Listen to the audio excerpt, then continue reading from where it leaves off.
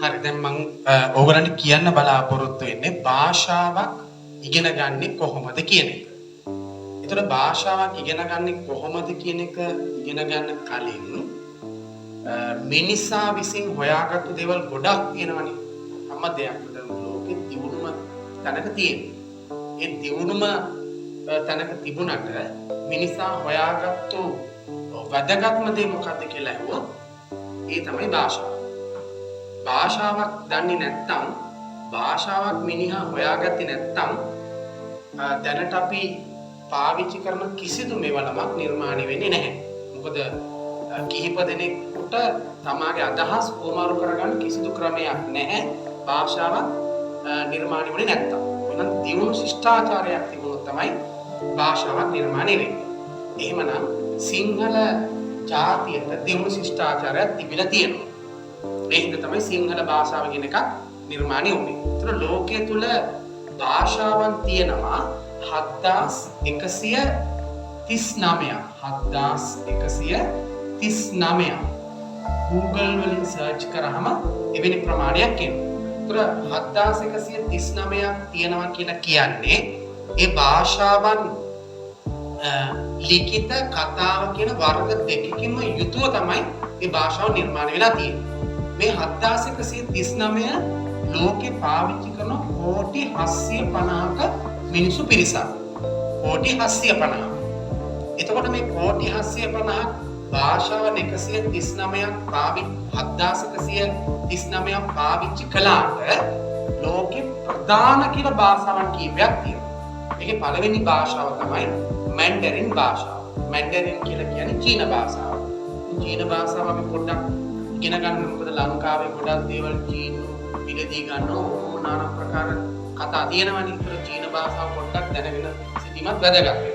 චීන භාෂාව ලෝකේ කතා කරන මේ කෝටි 750න් අවම වශයෙන් බිලියනයක්. ඒ කියන්නේ 100ක් කෝටියක්. බිලියනයකට වඩා චීන භාෂාව කතා කරනවා. මොකද චීනී මිනිස්සු ඉන්නවා කෝටි 130ක්. ඊළඟට ඉංග්‍රීසි භාෂාව. ඉංග්‍රීසි භාෂාව ලෝකයේ තුල බිලියනයකට වඩා පාවිච්චි කරනවා. ඒක දෙවෙනි මට්ටමේ භාෂාවක් විදිහට දෙවෙනි භාෂාව විදිහට ගන්න පුළුවන්. ඊළඟට තුන්වෙනි භාෂාව විදිහට ලෝකේ ප්‍රධාන භාෂාව විදිහට අපේ ආසන්නම රටේ පාවිච්චි කරන හින්දි භාෂාව. සාමාන්‍ය මිලියන 615ක් විතර පාවිච්චි කරනවා කියන එක තමයි කියන්නේ. ඊළඟට ස්පාඤ්ඤ භාෂාව. ඊළඟ ප්‍රධාන භාෂාවක් විදිහට ඊළඟට ඒවයි සංඛ්‍යා ලේඛන කියන්නේ විදියක් නෑ. ඊළඟ භාෂාවට බෙන්ගාලි භාෂාව. කියන්නේ බංගලි දේශයේ කතා කරන්නේ බෙන්ගාලි භාෂාව. ඊළඟට ලෝකයේ තුල අරාබි ජාතිකයට ලොකු තත්ත්වයක් වෙන අරාබි භාෂාවට. අරාබි භාෂාව දසලක්ෂ 274ක් පාවිච්චි කරනවා මේ භාෂාව. ඒතර මෙහෙම භාෂාවන් ගොඩාක් ලෝකයේ තුල පාවිච්චි කරනවානේ. එතකොට මෙච්චර භාෂාවන් තිබුණයි කියලා බය වෙන්න දෙයක් නැහැ. අපිට භාෂාවන් ගොඩක් ඉගෙන ගන්න උවමනා නැහැ. ලෝකයේ තුල අපි ජීවත් වෙන කාල පරාසය තුල අපට අවශ්‍යයි කියලා හිතන භාෂාවන් ඉගෙන ගත්තොත් ප්‍රමාණයි. මොකද ලෝකේ වැඩිපුරම භාෂාවන් දන්නවා කියන පුද්ගලයා ගිනස් පොතේ සඳහන් කරලා තියෙන භාෂාවන් 59ක් දන්නවයි කියලා. ඉතින් භාෂාවන් 59ක් කියන්නේ සුළුපටු ප්‍රමාණයක් නෙමෙයි එක්කෙනෙක් දන්න. ඉතින් භාෂාවන් 7139ක් ගැන කල්පනා කරන විදියක් නැහැ. ලංකාවේ අපිට নানা ප්‍රකාර හේතු සාධක මත අපිට ඉගෙන ගත යුතු කියන භාෂාවන් කීපයක් තියෙනවා. ඒතර සිංහල ජාතිකයෝ හැටියට අපි අනිවාර්යෙන් ඉගෙන ගන්න ඕනේ ඉංග්‍රීසි භාෂාව. ඒ වගේම දෙමළ භාෂාව. ඊට අතිරේකව ස්පාඤ්ඤ ඊළඟට කොරියන් ඒ වගේ নানা ප්‍රකාර භාෂාවන් අපිට ඉගෙන ගන්න පුළුවන් විෂය නිර්දේශවලත් ඒක දාලා තියෙනවා. ඒතර ඒ ටික අපිට ඉගෙන ගන්න පුළුවන්කමක් තියෙනවා. ඒතර මේකේ අපිට වැදගත්ම දේ තමයි ලංකාව තුල රැකියාවන් ලබා ගන්න සම්මුඛ පරීක්ෂණයකට ගියාම භාෂා දැනුම අවශ්‍යයි කියනවනේ. භාෂා දැනුම කියලා වැඩිපුරම බලන්නේ ඉංග්‍රීසි භාෂාව දන්නවා. ඊළඟට දෙමළ භාෂාව දන්නවද සිංහල භාෂාව දන්නවද? ඒතර සිංහල ජාතිකයා සිංහල භාෂාව දන්නවා. ඒතර බලන්න සිංහල භාෂාව විතරයි ගොඩක් අය දන්නේ. එතකොට දෙමළ ජාතිකයා සහ මුස්ලිම් ජාතිකයා භාෂාවන් දෙකක් දන්නවා. එකක් ඒගොල්ලන්ගේ මව් භාෂාව දෙමළ භාෂාව ඊළඟට සිංහල භාෂාවක් දන්නවා. ඒතර භාෂාවන් දෙකක් දන්නා කෙනෙකුට තවත් භාෂාවක් අල්ලගන්න අපහසු වෙන්නේ නැහැ. ඒතර ලංකාව තුළ ලොකුම පළවෙනි ගැටලුව තමයි බොහෝ අය භාෂාවක් ඉගෙන ගන්නේ කොහොමද කියන එක පිළිබඳ දන්නේ නැතිකම. භාෂාවක් ඉගෙන ගන්නේ කොහොමද කියලා දන්නේ නැහැ. මොකද භාෂාවන් දෙකක් ඉගෙන ගත්තු නැති නිසා. එහෙනම් මම මේකෙදි බලාපොරොත්තු වෙන්නේ මේ භාෂාවන් ඉගෙන ගන්නේ කොහොමද කියන එක මම ඔයගලට උගන්වනවා. භාෂාවක් ඉගෙන ගන්නේ කොහොමද? මොකද එක වසරේ නම් 12 වසර දක්වා දරුවෝ ඉංග්‍රීසි භාෂාව ඉගෙන ගන්නනේ. එක වසරේ නම් ඉගෙනනවා. එක වසරේ නම් පුහුණු ගුරුවරු නෙමෙයිද ඉගෙනන්නේ. දක්ෂ ගුරුවරු නෙමෙයිද පාසලෙන් ඉගෙනන්නේ. මේ ඒ කොච්චර ඉගෙනුවත් ඒගොල්ලන්ට උසස් පෙළ වලින් පස්සේ එන ළමයට අපට උගන්වන්න වෙලා තියෙන්නේ ABCD වලින්. ඒ වගේම භාෂාවක එක වාක්‍යයක් හදාගන්න දැනුම නැහැ. තේරුණාද? එහෙමනම් අපි භාෂාවක් හැදුනේ කොහොමද කියන එක අපි ඉස්සෙල්ලාම දැනගත යුතුයි. භාෂාවක් හැදුනේ කොහොමද කියලා. භාෂාවක් හැදුනේ කොහොමද කියලා දැනගත්තොත් අපිට පුළුවන් භාෂාව ඉගෙන ගන්න.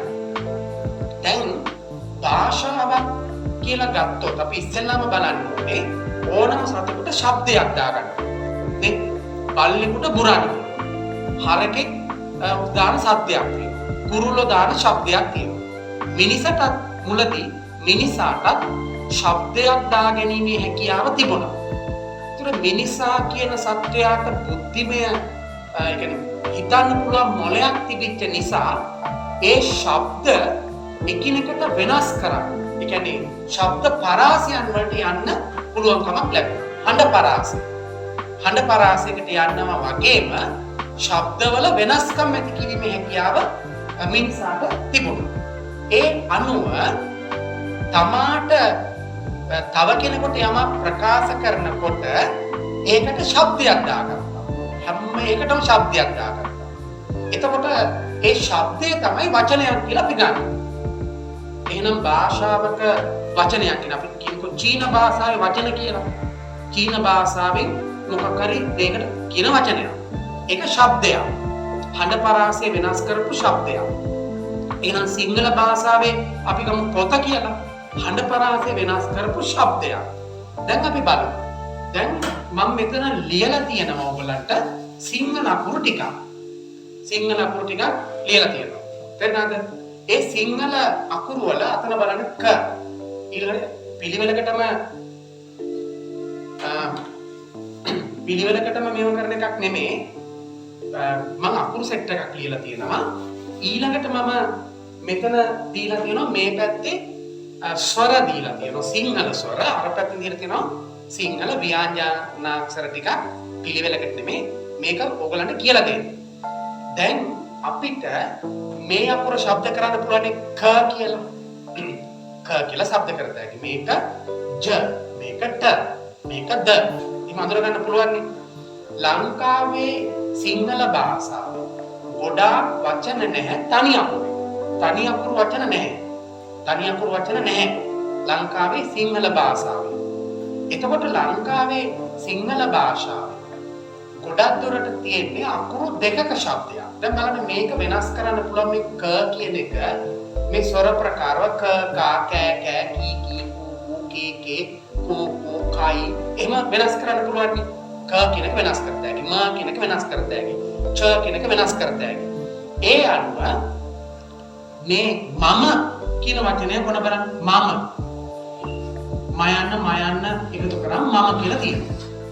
එතකොට සිංහල ජාතිකයෝ ඔක්කොම දන්නවා මම කිව්වහම මම බව. මම කිව්වා.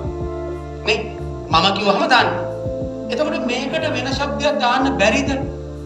වෙන શબ્දයක් දාන්න තිබ්බා. මේ කැමති තරම් අකුරු තියෙනවානේ. මේකේ වෙන શબ્දයක් දාන්න පුළුවන්. අපි ගමු යයන්. යා.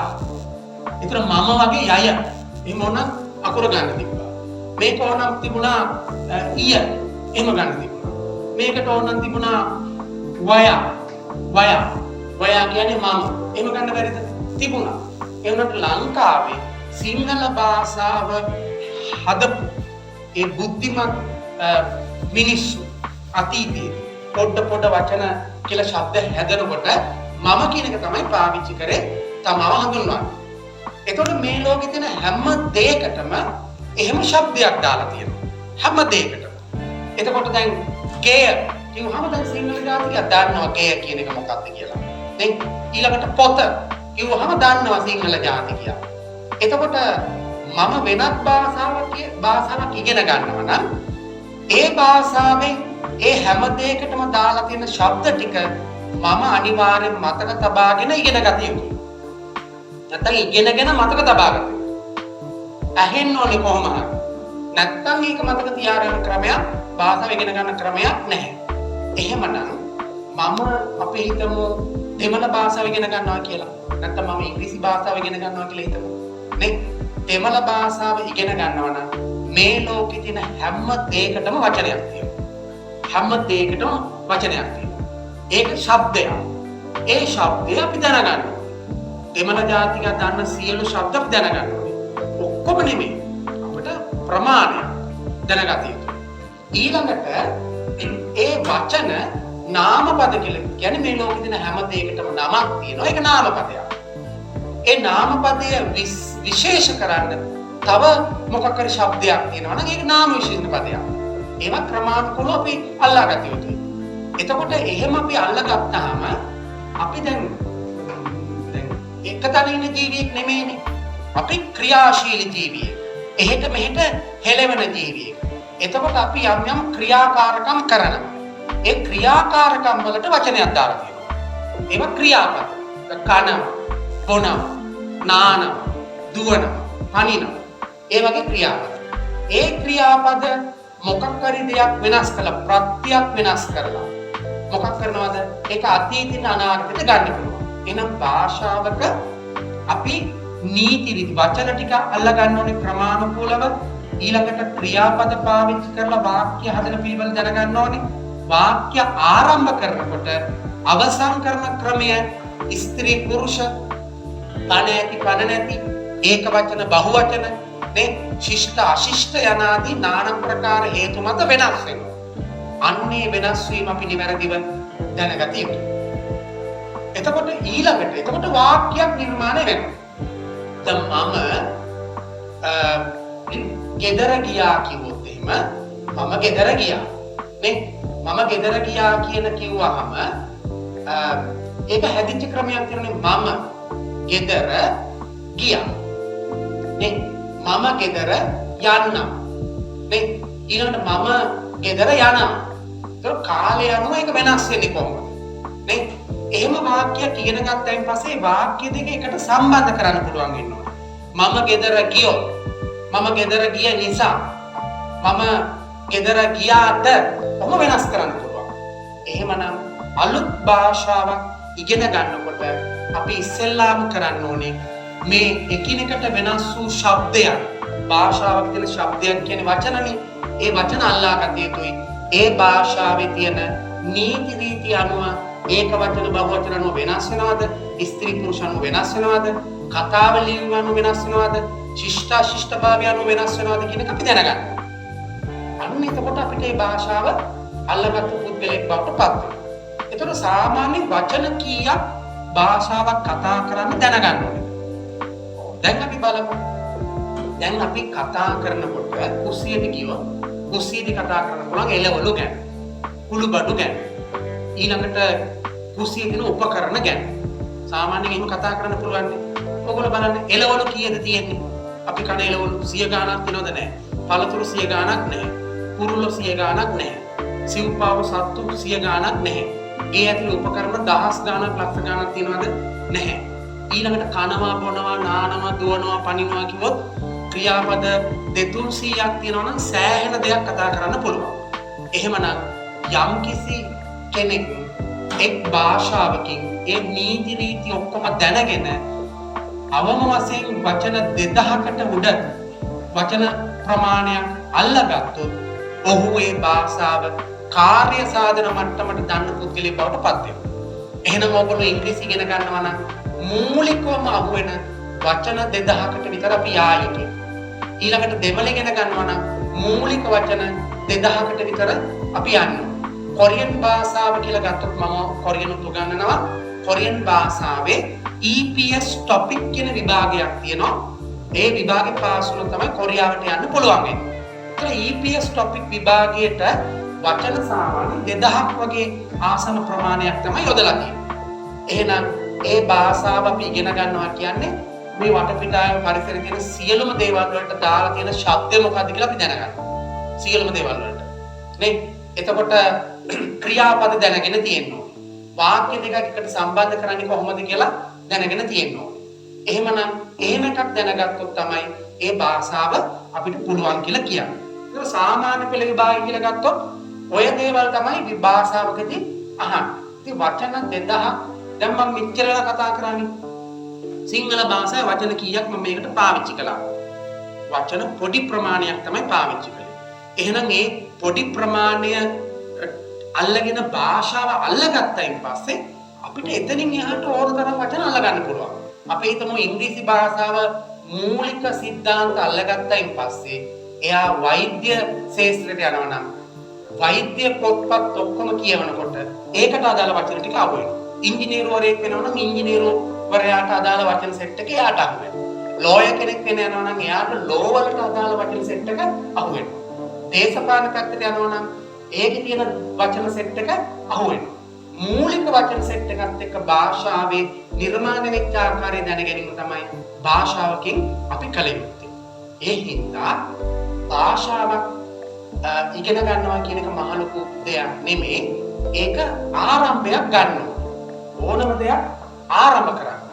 ආරම්භ කරනවාට අපි කියනවා ආරම්භක ශක්තිය කියලා. ඊළඟට ඒක පවත්වාගෙන යන්න ඕනේ. ලංකාවේ ගොඩාක් අය භාෂාවක් ඉගෙන ගන්න ආරම්භ කරනවා. ආරම්භ කරාට පවත්වාගෙන යන්න බෑ. මොකක් හරි හේතුවක් වෙනවා. දැන් මේ කොරෝනාව කිව්ව ගමන් ඒක නවත්තලා දානවා. නැත්තම් බැරි වෙලාවක වැස්සොත් එදාට පන්ති යන්නේ නැහැ. ඉගෙන ගන්නේ නැහැ. ඒ කියන්නේ බැරි වෙලාවක මුදල් හිඟ බවක් තිබුණොත් යාගන්න බෑ කියලා ඒත් නවතිනවා. පොඩි අසනීපයක් තිබුණොත් ඒත් නවතිනවා. එහෙනම් භාෂාව පවත්වාගෙන යෑම තමයි දෙවෙනි එක. එහෙනම් ඕනම දෙයක් සාර්ථක කරගන්න ආරම්භ කරන්න. පවත්වාගෙන යන්න. ඊළඟට ඒක සාර්ථකව අවසන් කරන්න. එහෙනම් මුල මැද අග දැනගෙන තියෙන්න ඕනේ භාෂාවක. ආරම්භ කරන්න ඕනේ, පවත්වාගෙන යන්න ඕනේ, අවසන් කරන්න ඕනේ. අන්න එතකොට තමයි සාර්ථක වෙන්නේ. එහෙනම් ලංකාව තුල භාෂාව කියන ගන්න බැරි වුණේ එක තමයි ආරම්භ කරේ නැහැ. සමහරට ආරම්භ කරලා නැහැ. ඔයගොල්ලෝ බලන්න භාෂාව කියන දෙමළ භාෂාව ඉගෙන ගන්න ආරම්භ කරාද? දෙමළ භාෂාව අපි දන්නේ නැහැ. දෙමළදී අපිට වැඩක් නැහැ කියලා නෙමෙයි. දෙමළ භාෂාව දන්නේ නැත්නම් සම්මුඛ පරීක්ෂණයකදී දෙමළද මුස්ලිම්ද සිංහලද කියලා බලන්නේ නැහැ. භාෂා දැනුම බලනවනේ. භාෂා දැනුම බලනකොට දෙමළ ළමයා හෝ මුස්ලිම් ළමයා සම්මුඛ පරීක්ෂණයකදී තේරෙනවා. ඕගොල්ලෝ බලන්න තැපල් කන්තරුවට ගිහිල්ලා වැඩිපුරම ඉන්නේ මොන ළමයිද කියලා. දැන් එතකොට අපි ඒගොල්ලන්ට බැලලා හරියන්නේ නැහැනේ. ඒක අපි වැරද්දා. අපි භාෂාව ඉගෙන ගත්තේ නැහැ. වතු ද්‍රවිඩ ජාතිකය බලන්න. වතු ද්‍රවිඩ ජාතිකය භාෂාවන් දෙකක් දාන. මෙලෝඩියක් ඉස්කෝලේකටවත් ගිහලා නැහැනේ. භාෂාවන් දෙකක් දාන. ඒතර භාෂාවක් ඉගෙන ගන්න පුළුවන් ක්‍රම දෙකක් තියෙනවා. එකක් තමයි මව් භාෂාව හැටියට ඒ භාෂාව අහුවෙන්නේ. ඒ කියන්නේ ඒ භාෂාව කතා කරන සමාජයක අවුරුද්දකට වැඩි කාලයක් ජීවත් වෙනවා. ඒතර දෙමළ ජාතිකට ඒ chance එක හම්බෙලා තියෙනවා. මුස්ලිම් ජනයාට ඒ chance එක හම්බෙලා තියෙනවා ලංකාව තුල. තේරෙනවද? එතකොට අරාබිකරයට ගෘහ සේවයට කවුරුරි ගියොත් එම ලංකාව කෙනෙක් අරාබියේ සුල්තාන්වරයා උගන්වනවද? අපි දන්නේ උගන්වනවද කියලා. ඒකට ඇහිලා තමයි පුළුවන් වෙන්නේ. ඒතර කොරියාවට රස්සාවට ගිහිල්ලා අවුරුද්දක් විතර කොරියාවේ හිටියොත් කොරියානු භාෂාව පුළුවන් වෙනවා. කතා කරගන්න පුළුවන් වෙනවා. නේ? එතකොට ඒක මව් භාෂාව හැටියට අහුවෙන ක්‍රමයක්. ඒක ලංකාව තුල පාවිච්චි කරන්න පුළුවන්.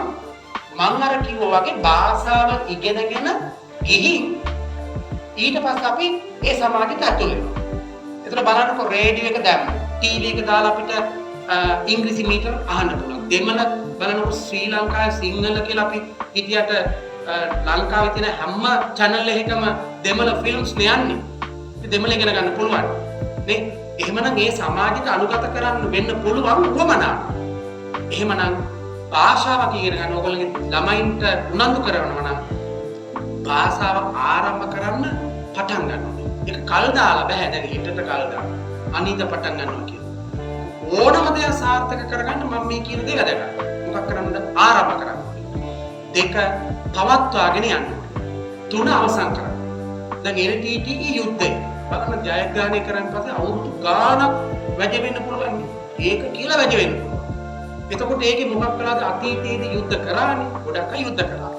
ආරම්භ කරා. හැම කෙනාම ආරම්භ කරානේ ලංකාවේ. පවත්වාගෙන ගිහිල්ලා මගදී අතෑරියා. ඒතර අවසාන ස්ථානට ගියේ නැහැ. ඒ වුණාට හිටපු ජනාධිපතිතුමා සහ ඒ හමුදා ප්‍රධානි ඔක්කොම එකතු කළා ආරම්භ කළා. ඊළඟට පවත්වාගෙන ගියා. ඊළඟට සාර්ථකව අවසන් කළා. දැන් යුද්ධය ඉවරයි. ප්‍රභාකරන් මරලා අවසන් කළා. දැන් යුද්ධය ඉවරයි. එහෙමනම් ඕගොල්ලෝ අද තීරණය කළොත් මම භාෂාවක් ඉගෙන ගන්නවා කියලා නැත්නම් ළමයාට උගන්වන්න තීරණය කළොත් මම භාෂාව උගන්වනවා කියලා නිවැරදි පන්තියක් තෝරගෙන ආරම්භ කරන්න. ඒක නිවැරදි වෙන්න ඕන. ඊළඟට පවත්වාගෙන යන්න ඕන. දිගටම පන්ති වලට යන්න ඕන. ඊළඟට අවසන් කරන්න. එතනින් මේ ප්‍රශ්නේ ඉවරයි. ඒතර මම භාෂාවන් ඉගෙන ගත්තේ ඒ ක්‍රමයට. තේරුණාද? ඒතර භාෂාවක් ඉගෙන ගන්නවා කියන එක මහ ලොකු දෙයක් නෙමෙයි කාර්ය සාධන මට්ටමට. කාර්ය සාධන මට්ටමට යන එක මහ ලොකු කේස් එකක් නෙමෙයි. දැන් අපි හිතමු දැන් භාෂාවන් වෙනස් වෙන හැටි මම ඔයගලන්ට පොඩ්ඩක් පෙන්නන්නම්. දැන් ඔයා කොහෙන්ද ආවේ? නේ? එතකොට අපිට ඕන නම් ඉංග්‍රීසියෙන් අහන්න පුළුවන් from where did you come? From there where did you come? From where are you කියලා අහන්න පුළුවන් from where did you come? නේ? එතකොට දෙමළෙන් අහන්න පුළුවන් நீங்க எங்க இருந்து வந்தீங்க? එතකොට වචන සෙට් එකක් කියන්නේ ශබ්ද පරාසය. நீங்க எங்க இருந்து வந்தீங்க? ඔයා කොහෙන්ද ආවේ? නේ? එතකොට ඔයා කොහෙන්ද ආවේ? කොරියානු භාෂාවෙන් අහුවොත් එම ඔදියසෝ වස්සයෝ. ඔදියසෝ වස්සයෝ. කොහෙන්ද ආවේ? නේ? එතකොට මම කොරියාවෙන් ආවේ. නේ? 저는 한국에서 왔어요. නේ මං ඉන්දියාවෙන් ආවේ දෙමළේ නාන් ඉන්දියාවලට තවන්නේ. ඉන්දියාවට තනවන්නේ. එහෙම කතා කරන්න පුළුවන්. නේ? I came from India. මම ඉන්දියාවෙන් ආවේ. මම ඉන්දියාවෙන් ආවා. ඒකට භාෂාවල ශබ්ද වෙනස් වෙන හැටි බලන්න. ඊළඟට සමහරක් අය අටලව ගන්නවා උච්චාරණ විදි. ඇමරිකන් ඉංග්‍රීසි, බ්‍රිතාන්‍ය ඉංග්‍රීසි. ඊළඟට අර ඉංග්‍රීසි මේ ඉංග්‍රීසි කියලා ශබ්ද කරන විලාසයක්. ඉතින් ඉස්සෙල්ලාම භාෂාව අල්ලගන්න. භාෂාවේ වචනේ ශබ්ද කරගන්න. එතකොට භාෂාවේ ඇක්සන්ට් කියලා කියන්නේ විලාසයන් කියලා කියන්නේ එක එක අය කතා කරන විදිය. දැන් මම මේ කතා කරන විදිය එකක්. සිංහල භාෂාව මම කතා කරන්නේ. ඒතකොට ජනාධිපතිතුමා කතා කරන විදිය මම කතා කරන විදියද නැහැ වෙනස්. ඊළඟට බලන්න ලංකාවේ ඉන්න ලොකුම කතිකයෝ එක එක අය කතා කරන විදිය සමානද වෙනස්. සිංහල තමයි කතා කරන්නේ ඇක්සන්ට් එක වෙනස්. එහෙමනම් අපි ඒක අනුකරණය කරන්නේ නැහැ. ඒක අනුකරණය කරන්න ඕනේ නැහැ. ලංකාවේ බලනකොට සිංහල භාෂාව කතා කරන උපභාෂාවන් කීයක් තියෙනවද කියලා. සිංහල භාෂාවේ වෙනස් වෙනවා. අපි මූලික දේ තමයි දැනගන්න ඕනේ. උච්චාරණ විදිය අපි උච්චාරණ කරන දේ අනිත් එක්කෙනාට තේරෙනවා නම් එච්චරයි. දැන් මම ඔයගලන්ට කියන්නම්.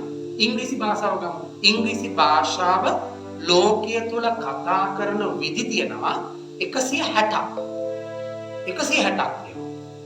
එංගලන්තේ විතර ප්‍රාන්තෙන් ප්‍රාන්තයට කතා කරන විදි 29ක් තියෙනවා. ඒතර ඇමරිකාවේ 27ක් තියෙනවා. දැන් ඉන්දියාව කියන්නේ ඒෂියන් කන්ට්‍රීස් කියන්නේ ඒෂියන් කන්ට්‍රි එක.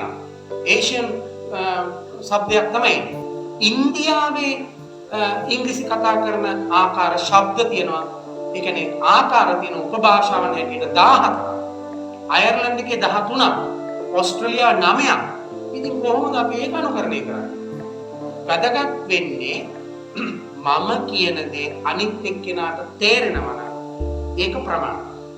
ඊට පස්සේ ඔයගලන්ට ඇහුම්කන් දීලා ඇහුම්කන් දීමේ අභ්‍යාස කරලා අපිට එක එක අය ශබ්ද කරන ආකාරයකට සමාන තත්යකට ගේන්න පුළුවන්. දැන් සිංහල ජාතිකයා දෙමළ ජාතිකයා කතා කරන ආකාරය වෙනසක් තියෙනවනේ. දැන් ඕගොල්ලෝ බලන්න දෙමළ ජාතිකයා අපිත් එක්ක ඇවිල්ලා දෙමළෙන්ද කතා කරන්නේ සිංහලෙන්ද? සිංහලෙන්නේ. ඒ සිංහල භාෂාව වෙනස් බව අපිට පේනවනේ. ඒ වුණාට ඒක ප්‍රශ්නයක් තියනවද? ප්‍රශ්නයක් නැහැනේ. එයා කතා කරන දේ අපිට තේරෙනවා, අපි කතා කරන දේ එයාට තේරෙනවා. ඒකට හරි. භාෂාව දෙන්නම දාන්න. ඉතින් දෙමළ ජාතිකයාට එයා උත්සාහ කරොත් ඔහුට පුළුවන් සිංහල මට්ටමටම ශබ්ද කරගන්න. ඒත් දේශපාලනඥයෝ සමහරක් අය ඉන්නවනේ සිංහල මට්ටමටම ශබ්ද කරගන්න පුළුවන් මව් භාෂාව හා සමානව සිංහල භාෂාව මව් භාෂාව හැටියට කතා කරන අය හා සමානවම කතා කරන අය ලංකාව තුළ ඉන්නවා. තේරුණාද? එතකොට ඔන්න ඔය ටික අපි දැනගත යුතුයි. මම ඕගලන්ට පෙන්නන්නම් එක එක භාෂාවන් වලින් මම කියන එක වෙනස් වෙන හැටි. මෙන්න මේ අකුරුත් එක්ක. ඒකත් එක්ක මම මේක අවසන් කරන්න. එතකොට මම ඕගලන්ට මේ වැඩසටහනේදී ඉදිරියේදී බලාපොරොත්තු වෙනවා භාෂාවන් 3ක් උගන්වන්න. ඉංග්‍රීසි, ඒ වගේම දෙමළ, ඒ වගේම කොරියන්. ඕගොල්ලෝ ආසාවක් තියෙනවා හින්දි භාෂාව ගැන යම්කිසි දෙයක් මට උගන්වන්න පුළුවන්. ඒ වුණාට අපි ඔක්කොම පටලවාගෙන යන්න බැහැනේ. ඒ ඉංග්‍රීසි භාෂාව, දෙමළ භාෂාව, කොරියන් භාෂාව කියන එක මම බලාපොරොත්තු වෙනවා මගේ මේ YouTube channel එකේ රොහාන් ග්ලෙන්ෂිල් පෙරේරා කියන මගේ නමින් තියෙන channel එකේ කරගෙන යන්න. එතකොට අපි බලමු මම කියලා භාෂාවන් කිහිපයකින් කියන විදිය. මම. දැන් සිංහලෙන් බලන මයන්න තියෙනවා. ඉංග්‍රීසියෙන් කියන්නේ මොකක්ද? I. I කිව්වම මම. දෙමළ භාෂාවෙන් මොකක්ද තියෙන්නේ? නාන් කිව්වහම මම. ඒතර වෙන ඕනතරම් શબ્දයක් දාන්න තිබ්බනේ. ඉතින් දැන් සම්මතයේ මම කියන එකට පාවිච්චි කරන්නේ නාන්. ඒතකොට නාන් කියන එක දන්නවා නම් මම කියන එක හරි දෙමළ භාෂාව. ඊළඟට අපි කොරියන් භාෂාව කියලා ගත්තොත් ඒකේ නාන් හා සමාන වචනයක් තියෙනවා නනන්. නනන් කියන්නේ මම. නැත්තම් චොනන් කියන්නේ මම. නාන් කියන්න පුළුවන් නැත්තම් මොකක්ද? චොනන් කියන්න පුළුවන්. නාන් චොනන්. ඊළඟ ලංකාව තුළ දැන් මේ දවස්වල නිතර කතා බහ වෙනවානේ චීන භාෂාව ගැන. චීන භාෂාවෙන් මම කියන්නේ කොහොමද? මෙච්චර අපුරු තියෙද්දි ඉස්පිලි පාපිලි අලපිලි දාලා වෙනස් කරන්න පුළුවන්කම තියෙද්දි චීන ජාතිකයා ගත්තේ එක අපුරයි. වෝ කියන්නේ මම. වෝ චීන භාෂාව. වෝ. ඊළඟට බංගලි භාෂාව. බංගලි දේශයේ මම කිව්වේ බෙන්ගාලි භාෂාව. අමි කියලා කියන්නේ මම. අමි. ඊළඟට තෙලිගු භාෂාව ඉන්දියාවේ දෙමළ මට්ටමක. දෙමළ ජාතිය කෝටි 6කට වඩා කතා කරනවා. කෝටි 5ක් විතර තෙලිගු භාෂාව කතා කරනවා ඉන්දියාවේ. ඒතර නාන් වගේම શબ્ද පොඩ බිඳිලා තමයි දෙමළ භාෂාවට ආසන්න શબ્දයක් තියෙන්නේ නේනු කියන්නේ මම. ඊළඟට ඉන්දුනීසියාව මෙච්චර අපෘතිය දෙයාලා ගත්තේ ආපු කියලා. ඊළඟට හින්දි භාෂාව. හින්දි භාෂාවෙන් මෙච්චර අපෘතියදී ඒගොල්ලෝ ගත්තේ මොකක්ද? මේ. ඒතර මම රොහාන් කිව්වොත් එහෙම සරලයි හින්දි භාෂාව. මේ රොහාන් හූන් කියන්නේ වෙන්නේ. මේ රොහාන් හූන්. සරල දෙයක් තියෙන්නේ. මම මේ කියන්නේ හින්දි භාෂාව. ඊළඟට මලයාලම්. මලයාලම් භාෂාව ලෝකේ ගොඩක් කතා කරනවා. එනික්. ඊළඟට ඇරබික්. ලෝකේ වැඩිපුරම කතා කරන භාෂාවක් තමයි ඇරබික්. අනා කියලා කියන්නේ මම. ඊළඟට මම බණ්ඩාරවල පැත්තේම ක්ලාස් කරනකොට මට මුණ ගැහිලා තියෙනවා මැලේ ජාතිකයෝ. ඒ මුස්ලිම් විදිහටම තමයි ඉන්නේ. මුස්ලිම් තමයි. ඒගොල්ලෝ කතා කරන භාෂාව තමයි මැලේ. ඒකේ සය කියන්නේ මම. සය. ඊළඟ ජපන් වතාෂි.